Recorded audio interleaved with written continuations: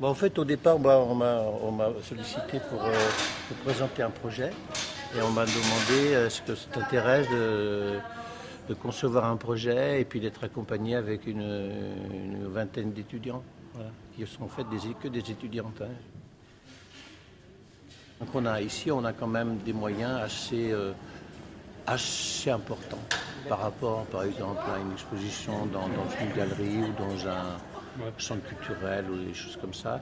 Ici, on a quand même du matériel, on a un budget qui est un peu plus conséquent, on a du personnel. Demain, il y a les électriciens, les éclairagistes qui viennent, ils vont nous mettre des projecteurs, on va installer toutes les vidéos, il y a des images, il y a du son, il va y avoir un danseur. Donc c'est une véritable, c'est comme un peu comme une scénographie, comme un spectacle, quoi. J'ai rassemblé les étudiants en début d'année universitaire.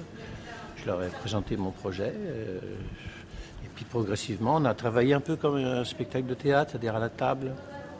Voilà, on met en place des choses, je dis des choses. Ils étaient complètement, enfin, ils étaient un peu décontenancés. Dès le départ, c'était ça. Il nous a vraiment tout de suite demandé notre avis sur plein de choses, sur la scénographie, la communication, parce que d'un autre côté, lui aussi, c'est un artiste et c'est pas un commissaire d'exposition. Du coup, obligatoirement, il a besoin de conseils. Il avait besoin d'aide, etc. Donc, équipe, on a appris. En fait, je pense qu'on a appris ensemble à mettre en place une exposition, en fait. En tout cas, pour notre réalisation à nous, dès le départ, on voulait faire quelque chose qui soit vraiment une œuvre in situ, genre pour le lieu, pour l'expo, et quelque chose de vraiment discret, pour pas justement genre pour confondre avec les moulages et rester complètement dans le thème que Victor nous a expliqué et a approfondi avec ses dessins quand il nous les a montrés. Là, par exemple, quand j'ai commencé le dessin, mais il y avait tout le corps du personnage, hein. Il a un vêtement avec une sorte de bandeau sur la tête qui a probablement été posé à cause d'une blessure qu'il a dû avoir.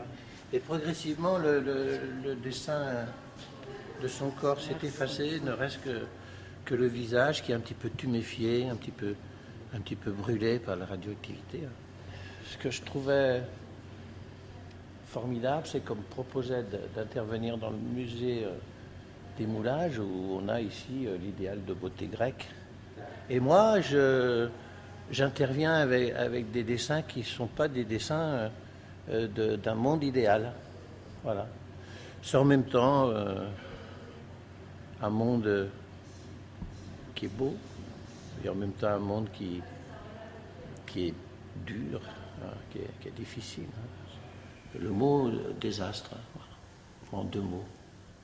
Ils se sont un peu appropriés ce thème et ils l'ont un peu assaisonné à leur sauce, parce que j'ai remarqué que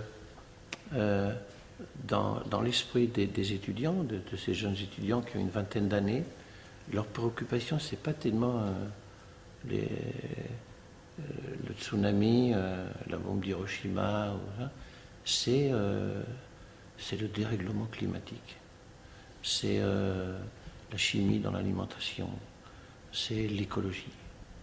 Ils sont très très sensibles à ça.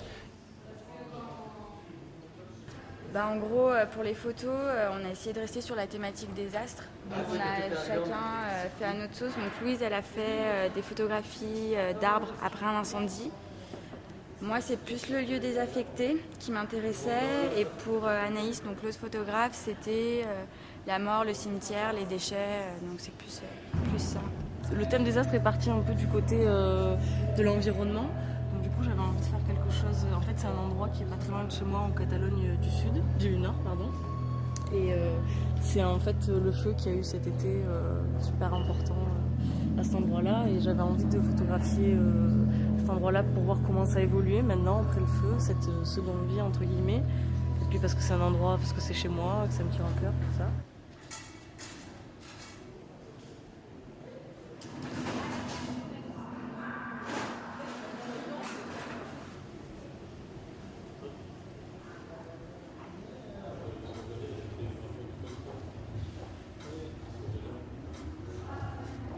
moi je suis d'esthétique hip-hop.